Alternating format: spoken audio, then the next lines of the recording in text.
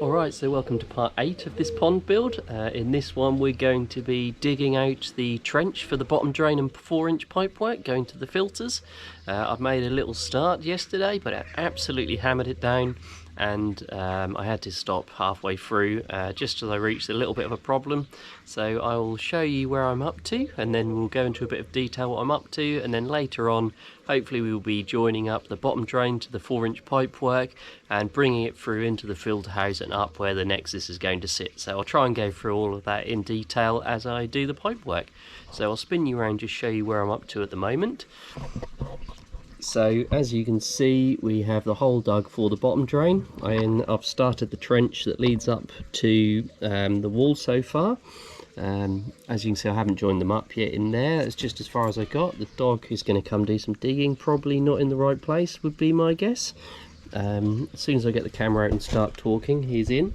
And then this side I've started the trench, and then we've got what looks to be like a bit of an old wall there which needs to come out. And then just where the nexus is sitting, I don't know if you can see that slab here, it looks like part of the floor that I've built this wall onto. I didn't realise it came right into this corner where there used to be a shed, but it is only a very thin slab. If I show you that, I've started to cut my way through. You can see the line there, which is as far as I got to before the rain started yesterday. So I'm just going to cut out the groove there for the pipework to sit into, and that is going to be filled with concrete again as soon as I've got the pipework in there to hold it all into place before I put the concrete slab in here. So it's going to be more than solid enough. I'm not really going to be disrupting anything too much there. It's only a little groove which is going to be refilled anyway. So yeah, that's just whereabouts we're up to. The garden is in absolute state. I managed to get the nexus out on my own, which was a bit of a pain. It's a big old bit of kit, but I used some old doors and just slid it up out of here on its side and managed to get it out okay. So next time it will go back in here. Hopefully I'll have all the pipework into position, and the concrete slab will be poured into this filter house, so it will be installing it then. So yeah, I'm going to crack on digging this out, get the trench done, and then we're going to go through some of the 4-inch pipework, solvent welding that up and getting it hopefully installed. So I'll catch you in a bit. Alright, so I've managed to get the pipework all done up now behind me in the pond for the bottom drains into the filter house. So I'll spin you around and show you what we've got before going into some detail on how I solvent welded these up. So if we take a look now, we have the bottom drain in position in the centre of the pond, concreted in just to hold it nice and steady. We've got that going into 4-inch solvent weld pipe all the way along under the end wall of the pond through to the other side where it's a mess because I had to dig it right out. And then we've got it going along, and then we have a 4-inch straight through coupling solvent welded to another section of 4-inch pipe because I couldn't get the full length that I needed delivered to me, so I've had to use 4-inch, but solvent weld like that should be absolutely solid. It's as good as a straight through bit of pipe anyway. And that is going into a 4-inch 90, and then coming up with an extra long bit of pipe to give me plenty to play with for where the nexus is going to sit. So yeah, it's gone quite well. The 4-inch pipe work is really quite hard to get to go together. It was a bit of a nightmare. It took a bit of sanding down and plenty of fairy liquid to help it slip into position when I was dry fitting them. But we've got there in the end, hopefully no leaks. It's kind of hard to find out if you've got any leaks or not, but I did try. I got a 4-inch expandable bung into the end of the pipework and filled it with water just to have a look, and that held fine. No water was coming out at all until the bung gave way because it wasn't really up to the job. It's just one to block off a toilet pipe or something when you're working on it. So but yeah, for the 10 minutes or so it stayed in there was no drips or anything like that, so it looks like it's gone together okay. So if we just go over to where I've been doing some of the pipe work, and I'll go through with you just how I've been solving and welding up the pipe work, what products I've been using to do it with, just on a bit of waste pipe that I'll be using for the gully drain. Alright, so I'm just going to glue up this section of waste pipe for the gully drain. It's exactly the same process as using pressure pipe, but this is just solvent weldable waste pipe. There's no point using pressure pipe for the drainage system, so this is just an adapter that I've got on the end of the gully drain. And the gear that I use for solvent welding is this is just a cleaner and primer. It helps soften the pipe up before you use solvent weld glue. This is just a general purpose one that I just got off Amazon. And then the actual solvent weld glue itself is this Griffin, which I got from Cotswold Koi. I think it's the glue that they recommend, and it's really simple to do. The way I've just been doing it is just been giving it a bit of a rub up with some sandpaper, nothing too aggressive, just to key it up a little bit, just to help it fit a bit better.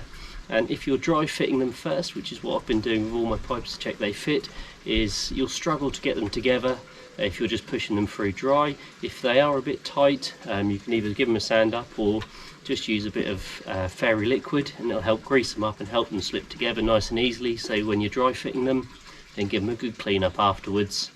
So I've just keyed up both of these, the inside and the outside of this one. So we'll get the cleaner. It comes with a little brush just on the inside, and then just give it a little wipe all over. It's going to be a bit hard doing it on camera sat here, but just all the way around, and then take the other one, do the same on the inside of that one. You'll see, and that'll help start soften the plastic up and really give you a good join. So we'll just do that up. Just leave it for a few seconds there just to start to go off. That'll soon dry out really quickly. Get your solvent weld. This one's getting near the end of this. A little brush again on the inside, and then all the way around. Give it a good coating, and then same on the other side. You've got to work quick with this stuff because it literally goes off in seconds.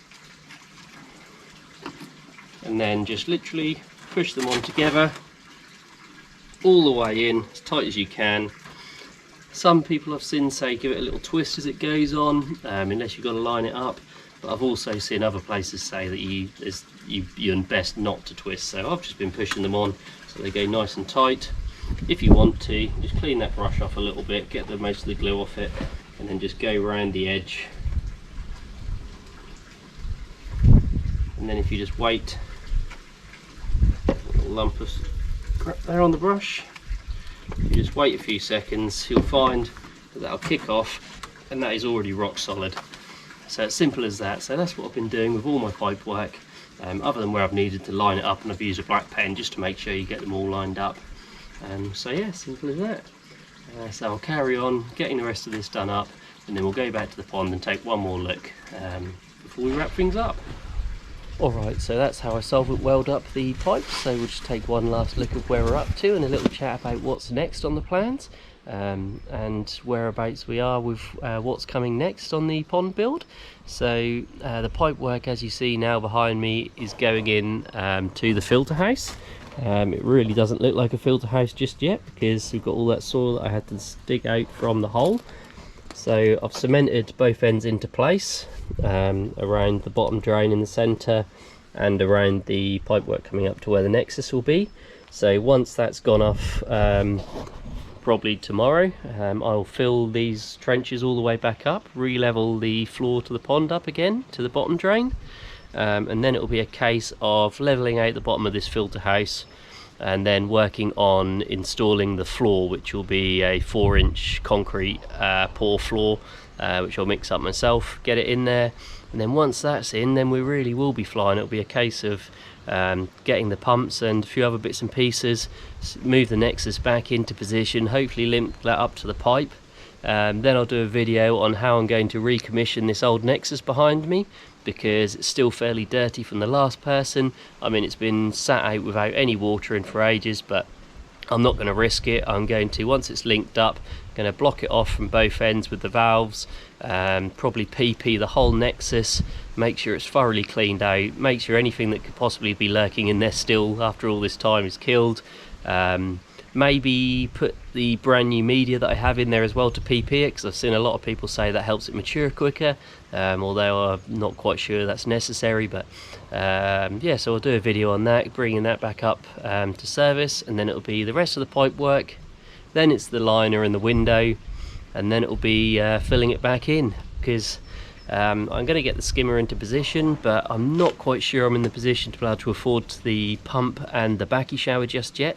And I want to get this pond up and try and get it matured a bit towards the end of this summer, so I at least have some bio in there for the fish going into winter in the Nexus. So I think I'll get it up and running, just have the skimmer sat in position with a valve, shutting that off, and bring the old floating skimmer from the other pond in here until I can afford to get a nice stainless steel backy shower and the media and the pump for that, because I don't want to rush it. I don't want to get a cheap version straight off the bat that's not going to last the time. I want to do it properly, but I want to get this up and running at the same time, so I'm going to get it up and running with just the Nexus. I haven't got that many fish, so it should more than cope with the amount of fish waste going into it. So yeah, that's the plan for now. Thanks for watching once again. I'll catch you in the next video once I do this bottom floor of the filter house, and then we'll be starting on the pipework and the pumps and the UV and all that good stuff to come.